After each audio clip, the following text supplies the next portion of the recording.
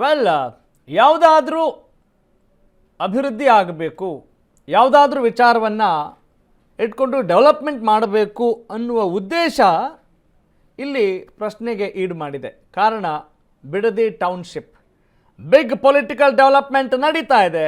ಒಬ್ಬರು ವಿರೋಧ ವ್ಯಕ್ತಪಡಿಸಿದರೆ ಇನ್ನೊಬ್ಬರು ಸುಮ್ಮನೆ ಇರ್ತಾರೆ, ಸೈಲೆಂಟ್ ಆಗಿರ್ತಾರೆ. ಹೀಗಾಗಿ ಈ ಬಿಡದಿ ಟೌನ್ಶಿಪ್ ವಿಚಾರಕ್ಕೆ ಸಂಬಂಧಪಟ್ಟ ಹಾಗೆ, ಅದರಲ್ಲೂ ವಿರೋಧಿಸುವವರಿಗೆ ಸಂಬಂಧಪಟ್ಟ ಹಾಗೆ ಈ ಸುದ್ದಿ ದೊಡ್ಡ ಮಟ್ಟದ ಸುದ್ದಿ ಮಾಡ್ತಾ ಇದೆ. This is big political development only on Ashwavega news.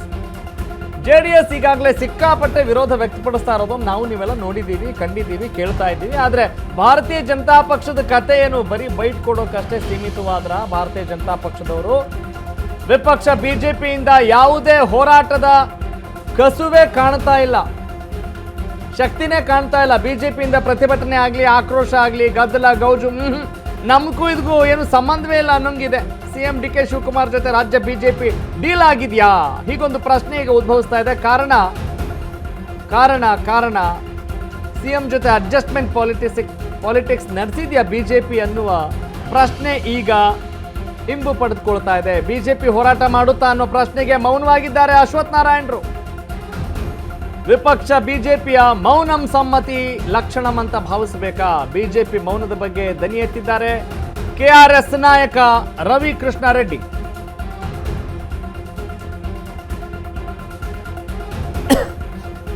ನೋಡಿ, ಜನರ ಅಭಿವೃದ್ಧಿಗೋಸ್ಕರ ಹೋರಾಟ ಮಾಡಬೇಕು ನಿಜ, ಆದರೆ ಹೋರಾಟದ ನೆಪದಲ್ಲಿ ನಿಮ್ಮ ಉದ್ದೇಶ ದುರುದ್ದೇಶವಾಗಿದ್ದರೆ ಆವಾಗ ಜನ ಅದನ್ನು ಪ್ರಶ್ನೆ ಮಾಡ್ತಾರೆ, ಮಾಡಬೇಕಾಗಿದೆ. ಪ್ರಶ್ನೆ ಮಾಡಿಲ್ಲ ಅಂತ ಹೇಳಿದರೂ ಕೂಡ ಪ್ರಶ್ನೆ ಮಾಡುವ ಹಾಗೆ ಬೆಳವಣಿಗೆಗಳು ನಡೀತವೆ. ಮುಖ್ಯಮಂತ್ರಿ DK ಶಿವಕುಮಾರ್ ಜೊತೆ ರಾಜ್ಯ BJP ಏನಾದರೂ ಡೀಲ್ ಆಗಿದೆಯಾ ಅನ್ನುವ ಪ್ರಶ್ನೆಯನ್ನು ಎತ್ತಿದ್ದಾರೆ KRS ನಾಯಕ ರವಿಕೃಷ್ಣ ರೆಡ್ಡಿ. CM ಜೊತೆ ಹೊಂದಾಣಿಕೆ ರಾಜಕಾರಣ ನಡೆಸಿದ್ಯಾ ಭಾರತೀಯ ಜನತಾ ಪಕ್ಷ? BJP ಹೋರಾಟ ಮಾಡುತ್ತಾ ಅನ್ನುವ ಪ್ರಶ್ನೆಗೆ ಅಶ್ವತ್ಥ ನಾರಾಯಣ ಆಗಬೇಕು. ವಿಪಕ್ಷ BJPಯ ಮೌನಂ ಸಮ್ಮತಿ ಲಕ್ಷಣಂ ಅಂತ ಭಾವಿಸಬೇಕಾ? BJP ಮೌನದ ಬಗ್ಗೆ ದನಿ ಎತ್ತಿದ್ದಾರೆ ಕರ್ನಾಟಕ ರಾಷ್ಟ್ರ ಸಮಿತಿ, KRS ಪಕ್ಷದ ನಾಯಕರು ಶ್ರೀಯುತ ರವಿಕೃಷ್ಣ ರೆಡ್ಡಿ.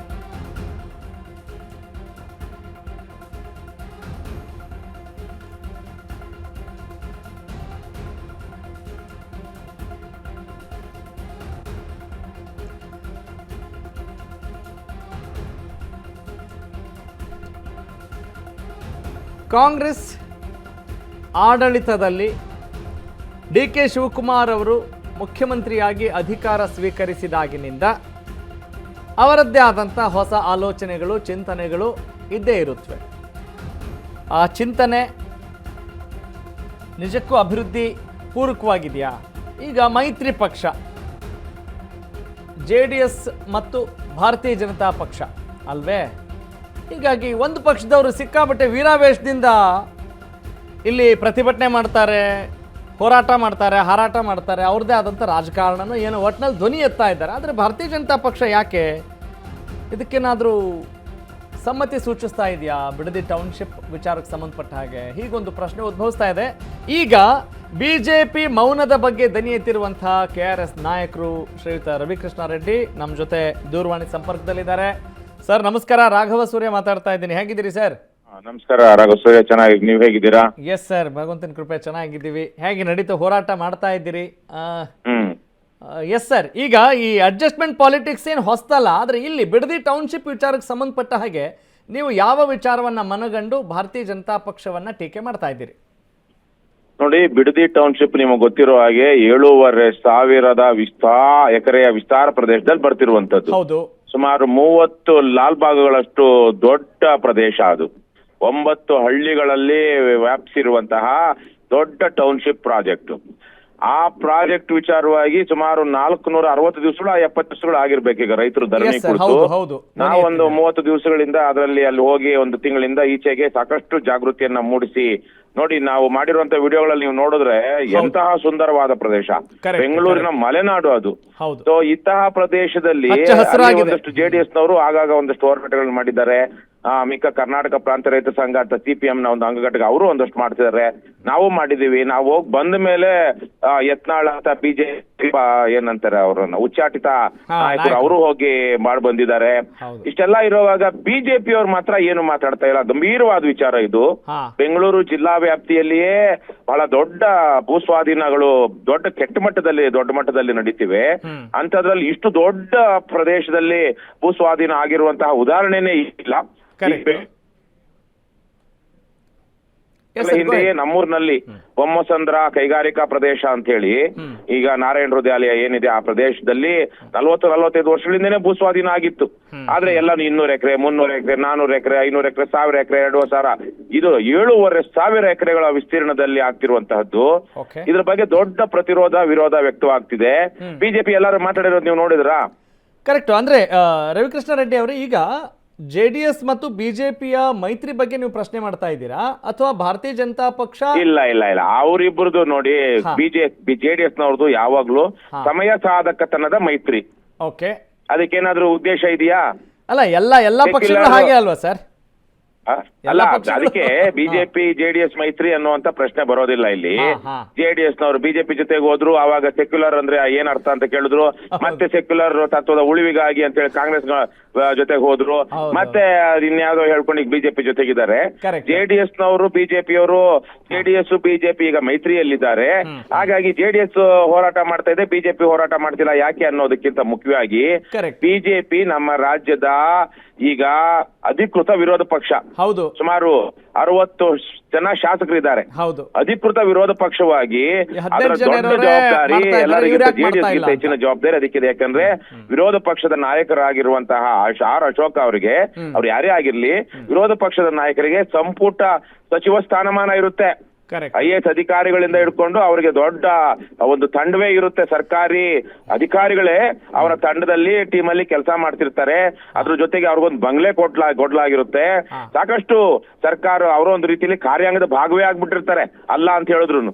ಆದ್ರೆ ಇಷ್ಟು ಜನ ಇರುವಂತಹ, ಇಷ್ಟು ಶಾಸಕರು ಇರುವಂತಹ, ದೇಶದ ಆಡಳಿತಾರೂಢ ಪಕ್ಷವಾಗಿರುವಂತಹ ಬಿಜೆಪಿ ಇಲ್ಲಿ ಕರ್ನಾಟಕದಲ್ಲಿ ಯಾಕೆ ಸರ್ ಈಗ ನಿಮ್ಗೆ ಗೊತ್ತಿದೆ ಅಲ್ಲ, DK ಶಿವಕುಮಾರ್ ಒಂದ್ಸಲ ಹೇಳಿದ್ರು. ಮತ್ತೆ ಅದರ ಅಧ್ಯಕ್ಷರು ಯಾರು? BY ವಿಜಯೇಂದ್ರ. ಹೌದು, ಅವರು ಒಂದ್ಸಲ DK ಶಿವಕುಮಾರ್ ಅಥವಾ ವಿಜಯೇಂದ್ರ ಅವರು ಏನು ಪಾರ್ಟ್ನರ್ಸ್ ಅಂತ ಹೇಳಿದ್ರು. ಹಾಗಾಗಿ ಈಗ ಏನೇ ಆಗ್ಲಿ ನಾನು ಟೌನ್ಶಿಪ್ ಮಾಡೇ ತೀರ್ತೀನಿ. ಯಾರು ಅಂದಿದ್ದು? ಯಾರು ಯಾವ ಸಂದರ್ಭದಲ್ಲಿ ವಾಕ್ಯವನ್ನ ಹೇಳಿದ್ರು? ಕರ್ನಾಟಕದ ಮುಖ್ಯಮಂತ್ರಿ, ಹಾಲಿ ಮುಖ್ಯಮಂತ್ರಿ. ಹೌದು, ಆ ಹಾಲಿ ಮುಖ್ಯಮಂತ್ರಿಗೂ ವಿರೋಧ ಪಕ್ಷದ ಅಧ್ಯಕ್ಷರು, ರಾಜ್ಯಾಧ್ಯಕ್ಷರಾಗಿರುವಂತಹ ವಿಜಯೇಂದ್ರ ಅವ್ರಿಗೂ ಇರುವಂತಹ ಸಂಬಂಧಗಳೇನು? ಮತ್ತೆ ಆರ್ ಅಶೋಕ್ ಅವರು ಹಿಂದೆ ಒಂದೇ ನಿಮಿಷ JDS ಮತ್ತೆ ಇದರಿಂದ ಬಹುಶಃ ಅವರು ಎಲೆಕ್ಷನ್ಗೂ ನಿಂತಿದ್ರು. JDS ಮತ್ತು ಬಿಜೆಪಿಯ ಕಾಂಗ್ರೆಸ್ ಮತ್ತೆ JDS ಜಂಟಿಯಲ್ಲಿ ಮಾಡಿದಾಗ ಅವರು ಅಲ್ಲಿಂದ ಚುನಾವಣೆಗೂ ನಿಂತಿದ್ರು ಅಶೋಕ್ ಅವರು. ಮತ್ತೆ ಅವರು ಕನಕಪುರದಿಂದನೂ ನಿಂತಿದ್ರು DK ಶಿವಕುಮಾರ್ ಮೇಲೆ. ಹಾಗಾಗಿ DK ಶಿವಕುಮಾರ್ ಮೇಲೆನೆ ಸ್ಪರ್ಧೆ ಮಾಡಿದಂತವ್ರು ಈಗ ವಿರೋಧ ಪಕ್ಷದ ನಾಯಕರಾಗಿ DK ಶಿವಕುಮಾರ್ ಅವರು ಮಾಡ್ತಿರುವಂತ ದೊಡ್ಡ ಜನದ್ರೋಹ, ರೈತದ್ರೋಹ, ಭೂ ಕಬಳಿಕೆ ಅಥವಾ ಹಣದಾಹದ ಯೋಜನೆ ವಿರುದ್ಧ ಯಾಕೆ ಮಾತಾಡ್ತಾ ಇಲ್ಲ? ಅಲ್ಲ ಸರ್, ಈಗ ಓಕೆ, ನೀವು ಪ್ರಶ್ನೆ ಕೇಳಿದ್ರೆ ನಂಗೆ ಅರ್ಥ ಆಯ್ತು. ಅದನ್ನ ಹೀಗೂ ಇರ್ಬೋದಲ್ಲ, ಈಗ ಅವ್ರು ಮೈತ್ರಿ ಪಕ್ಷದಿಂದ ಹೋರಾಟ ಮಾಡ್ತಾ ಇದ್ದಾರೆ. ಈಗ ನಿಮಗೂ ಗೊತ್ತಿದೆ, ಹಳೆ ಮೈಸೂರು ಪ್ರಾಂತ್ಯ ಅಂತ ಹೇಳಿದ ತಕ್ಷಣ ಅಲ್ಲಿ JDS ಸ್ವಲ್ಪ ಪ್ರಾಬಲ್ಯ ಇದೆ. ಅವ್ರಿಗೆ ನೆಕ್ಸ್ಟ್ ಏನು ಸೀಟ್ಗಳನ್ನು ಕೇಳೋ ವಿಚಾರವಾಗಿ ಅವರೇನೋ ಹೋರಾಟ ಮಾಡ್ತಾ ಇದ್ದಾರೆ. ನಾವು ನಿಮ್ಮ ಜೊತೆಗೆ ಇದ್ದೀವಿ, ನೀವು ಮಾತನಾಡ್ತಾ ಇದ್ದೀರಿ, ನಾವು ಯಾಕೆ ಮತ್ತೆ ಸುಮ್ಮನೆ ಮುಂದೆ ಬಂದು ಮಾತಾಡಬೇಕು ಅನ್ನೋ ಭಾವನೆ ಏನಾದರೂ ಇದ್ದಂಗೆ ಇದೆಯಾ? ಆ ಥರ ಏನಾದ್ರು ನೋಡ್ಬೋದಾ? ಆಗಿದ್ರೆ ಅದೊಂದು ಅತ್ಯಂತ ದೊಡ್ಡ ಬೇಜವಾಬ್ದಾರಿ ಒಂದು ರಾಜಕೀಯ ಪಕ್ಷ. ಯಾಕೆಂದ್ರೆ ಮೈತ್ರಿ ಇದೇನು ಶಾಶ್ವತ ಮೈತ್ರಿಯಾ? ಈಗಾಗಲೇ ಕೆಲವು ವಲಯಗಳಿಂದ ನಮಗ್ ಕಾಣಿಸ್ತಿರೋದು ಏನು ಅಂದ್ರೆ ಇನ್ನೊಂದು 6 ತಿಂಗಳು 1 ವರ್ಷ ಅಷ್ಟೇ ಇರ್ತಾರೆ ಕುಮಾರಸ್ವಾಮಿ, ಆಮೇಲೆ ಹೊರಗ್ ಬರ್ತಾರೆ. ಯಾಕೆಂದ್ರೆ ಅವರಿಗೆ ಅಸ್ತಿತ್ವವನ್ನ ಉಳಿಸ್ಕೊಳ್ಬೇಕು ಅಂದ್ರೆ ಮುಸ್ಲಿಂ ಸಮುದಾಯದ ಮತಗಳು ಬೇಕು. ಎಲ್ಲಿ ತನಕ ಅವರು ಬಿಜೆಪಿ ಜೊತೆಗಿರ್ತಾರೋ ಅವ್ರಿಗೆ ಮುಸ್ಲಿಂ ಸಮುದಾಯದ ಮತಗಳು ಸಿಗೋದಿಲ್ಲ. ಹಾಗಾಗಿ ಇವಾಗಿರುವಂತಹ ಏನು MLA ಕಾನ್ಸ್ಟಿಟ್ಯೂನ್ಸಿಗಳಲ್ಲೂ ಅವರಿಗೆ ಈಗ ರಾಮನಗರ ಇರಬಹುದು, ಚನ್ನಪಟ್ಟಣ ಇರಬಹುದು, JDS ಸೋಲೋದಕ್ಕೆ ಏನು ಕಾರಣ? ಸಮಯದ ಅಭಾವ ಇರೋದ್ರಿಂದ ಸ್ವಲ್ಪ ಕ್ರಿಸ್ಪ್ ಆಗಿ ತೆಗೆದುಕೊಳ್ತಾ ಇದ್ದೀನಿ ಸರ್. ಅಂದ್ರೆ ನಾನು ಹೇಳ್ತಿರೋದು, ಹಾಗಾಗಿ ಎಷ್ಟು ದಿನ ಶಾಶ್ವತ ಇದು? ಕಾಂಗ್ರೆಸ್ JDS ಮತ್ತೆ ಬಿಜೆಪಿ ಮೈತ್ರಿ, ಬಿಜೆಪಿ ಏನಾದ್ರು ಮಾಡ್ಕೊಳ್ತಾ ಇದ್ರೆ ಅಂದ್ರೆ ಸರಿ ಸರ್, ಅದು ಒಂದು ಭಾಗ ಅಲ್ಲ. ನೀವು ಹೇಳೋದು ಅದು ಚರ್ಚೆ ಮಾಡ್ತಾ ಇದ್ದಾರೆ. ನೀವು ಹೇಳೋ ಪಾಯಿಂಟ್ನ ನಾನು ಕಂಪ್ಲೀಟ್ ಆಗಿ ಅಗ್ರಿ ಮಾಡ್ತಿದ್ದೀನಿ. ಆದ್ರೆ ಈಗ ಭಾರತೀಯ ಜನತಾ ಪಕ್ಷದವರು ಧ್ವನಿ ಎತ್ತಾ ಇಲ್ಲ ಅನ್ನೋ ಏಕೈಕ ಕಾರಣಕ್ಕೆ DK ಶಿವಕುಮಾರ್ ಅವ್ರ ಜೊತೆ ಹೊಂದಾಣಿಕೆ ಮಾಡ್ಕೊಳ್ತಾ ಇದ್ದೀರಿ ಅಂತ ಹೇಳ್ತಾ ಇದ್ದೀರಾ, ಅಥವಾ ಬೇರೆ ಏನಾದ್ರೂ ನೀವು ಕುರುಹು ಕಂಡಿದ್ದೀರಾ? JDS ಜೊತೆಗೆ ನೀವು ಹೇಳದಂತದ್ದು ಆ ಪ್ರಶ್ನೆನೆ. ಅಂದ್ರೆ ಏನ್ JDS ಅವ್ರು ಮಾಡ್ತಾ ಇದ್ದಾರೆ, ಹಾಗಾಗಿ ನಾಮೊಂದು ಮೈತ್ರಿ ಅವ್ರು ಮಾಡ್ಲಿ ಅನ್ನುವಂಥದ್ದು ಅಲ್ವೇ ಅಲ್ಲ. ಇದು ಸಂಪೂರ್ಣವಾಗಿ ಮ್ಯಾಚ್ ಫಿಕ್ಸಿಂಗ್. ಬಹುಶಃ DK ಶಿವಕುಮಾರ್ ಅವರು ಅಶೋಕ್ಗಾಗ್ಲಿ ಅಥವಾ ಯಾರಿಗೆ ವಿಜಯೇಂದ್ರ ಅವ್ರಿಗಾಗ್ಲಿ ಏನೋ ಮಾತಾಡಿ ನೀವು ಇದಕ್ಕೆ ಬರಬೇಡಿ, ಮಧ್ಯ ಪ್ರವೇಶಿಸಬೇಡಿ ಅಂತ ಹೇಳಿದ್ದಾರೆ ಅನ್ನುವಂತ ಏಕೈಕ ಕಾರಣಕ್ಕೆ ಇದು ನಡೀತಾ ಇದೆ. ಈ ವಿಚಾರವಾಗಿ ನನಗಿಂತ ಚೆನ್ನಾಗಿ ಅವ್ರು ಕೇಳಿದ್ರೆ ಅವ್ರು ಉತ್ತರ ಕೊಡ್ತಾರೆ ಅನ್ಸುತ್ತೆ. ಅಲ್ಲ ಸರ್, ಏನಿರ್ಬೋದು? ಯಾವ ಕಾರಣಕ್ಕೆ ನೀವು ಆರೋಪ ಮಾಡ್ತಾ ಇದ್ದೀರಿ ಅಂತ? ಯಾವ ಕಾರಣಕ್ಕೆ ಅವರು ಆರೋಪ ಯಾಕೆ ಮಾಡ್ತಿದೀವಿ ಅಂದ್ರೆ ವಿರೋಧ ಪಕ್ಷ ಅದ್ರ ನಿಲುವೇನು ಅಂತ ತಿಳಿಸಬೇಕು. ಅಭಿವೃದ್ಧಿ ಟೌನ್ಶಿಪ್ ಅಧಿಕೃತ ವಿರೋಧ. ನಮಗೂ ಮುಖ್ಯಮಂತ್ರಿ DK ಶಿವಕುಮಾರ್ ಕಾಂಗ್ರೆಸ್ನವ್ರಿಗೂ ಮುಖ್ಯಮಂತ್ರಿನಾ? ನನಗೂ ನಿಮಗೂ ಮುಖ್ಯಮಂತ್ರಿ ಅಲ್ವಾ? ಕರೆಕ್ಟ್. ಅದೇ ರೀತಿಯಲ್ಲೇ ನಾನು ವಿಜೇಂದ್ರ ಬಗ್ಗೆ ಮಾತಾಡೋದಿಲ್ಲ. ಅದ್ರ ರಾಜಕೀಯವಾಗಿ ಸುಮ್ನೆ ಒಂದು ಹೇಳಿಕೆ ಆರೋಪ ಮಾಡಬಹುದು. ಆದರೆ as N opposition leader is also my representative. Correct. Leader of opposition ಆಗಿ ಅಶೋಕ್ ಅವರು ನನಗೂ ಉತ್ತರದಾಯಿ. Okay. He's not a simply correct. BJP representative. He is my representative also. He is the opposition party leader. So yes. He should tell what is their stand. Okay. ಹೀಗಾಗಿ ನಮಗೆ ಹೊಂದಾಣಿಕೆ ರಾಜಕಾರಣದ ಅನುಮಾನ ಇದೆ ಅಂತ ಹೇಳ್ತಾ ಇದ್ದೀರಿ ನೀವು. ಅನುಮಾನ ಇರಬಹುದು ಅಂತ ನೀವು ಹೇಳ್ತಾ ಇದ್ದೀರಾ ಅಲ್ವೇ? ಹೌದು, ಅವರು DK ಶಿವಕುಮಾರ್ ಜೊತೆ ಇದ್ರ ಬಗ್ಗೆ ಒಂದು ಅಂಡರ್ಸ್ಟ್ಯಾಂಡಿಂಗ್ ಬಂದಿದ್ದಾರೆ ನೇರವಾಗಿ. ಅದು ದುಡ್ಡು ಈಗ DK ಶಿವಕುಮಾರ್ ಮೊನ್ನೆ ಅಶೋಕ್ ಅವ್ರು ಏನ್ ಆರೋಪ ಮಾಡಿದ್ರು? 10,000 ಕೋಟಿ ರೂಪಾಯಿಯ ಕಿಕ್ ಬ್ಯಾಕ್ ಆಗಿದೆ ಇದಕ್ಕೆ ಏನು ಕಾಂಗ್ರೆಸ್ನ ಹೈಕಮಾಂಡ್ಗೆ. ಯಾವ್ದ್ರಲ್ಲಿ? ಬೆಂಗಳೂರಿನ ಕಸ ಎತ್ತುವ ವಿಚಾರದಲ್ಲಿ ಅಲ್ವಾ? ಈಗ ಅದೇ ತರಹದ ಕಿಕ್ ಬ್ಯಾಕ್ DK ಶಿವಕುಮಾರ್ ಅವ್ರ ಕಡೆಯಿಂದ ಅಶೋಕ್ಗೋ ಅಥವಾ ವಿಜೇಂದ್ರಗೋ ಯಾಕೆ ಹೋಗಿರ್ಬಾರ್ದು? ಓಕೆ. ಹೀಗೆ ಹಲವು ಅನುಮಾನಗಳಿದ್ದಾವೆ. ಅನುಮಾನಗಳನ್ನು ಬಗೆಹರಿಸಿ ಅಂತ ಜಾಸ್ತಿ ಮಾತಾಡೋದಿಲ್ಲ. ಅಂದ್ರೆ ಇದೇನು ಏನಂತಾರೆ ಕನೆಕ್ಟಿಂಗ್ ದ ಡಾಟ್ಸ್ ಅಂತಾರಲ್ವಾ, ಅಷ್ಟೇ ಮಾತಾಡ್ತೀನಿ. ಆದ್ರೆ ಅಶೋಕ್ ಒಬ್ಬ ಜವಾಬ್ದಾರಿಯುತ ವಿರೋಧ ಪಕ್ಷದ ಅಧಿಕೃತ ವಿರೋಧ ಪಕ್ಷದ ನಾಯಕರಾಗಿ ಸಂಪುಟ ಸ್ಥಾನಮಾನ ಇರುವಂತಹ ನಾಯಕ ಪ್ರತಿನಿಧಿಯಾಗಿ ಅವರು ಈ ವಿಚಾರದಲ್ಲಿ ಅವರು ಮತ್ತು ಅವರ ಶಾಸಕರು ಮಾತಾಡ್ಲೇಬೇಕು. ಗಾಟ್ ಇಟ್ ಸರ್, ಹೇಳ್ಬೇಕು. Got it. Thank you Ravikrishna Reddy ಅವರೇ, ನಮ್ಮ ಜೊತೆ ಮಾತನಾಡಿದ್ದಕ್ಕಾಗಿ, ನಿಮ್ಮ ಸಮಯಕ್ಕಾಗಿ ಮತ್ತು ನಿಮ್ಮ ಮಾತುಗಳಿಗಾಗಿ ಧನ್ಯವಾದ. ಎಸ್, ಈ ರೀತಿಯಾಗಿ ಒಂದು ಪ್ರಜಾಪ್ರಭುತ್ವದಲ್ಲಿ ಆಡಳಿತ ಪಕ್ಷವನ್ನು ಎಚ್ಚರಿಸೋದಷ್ಟೇ ಅಲ್ಲ, ವಿರೋಧ ಪಕ್ಷಗಳ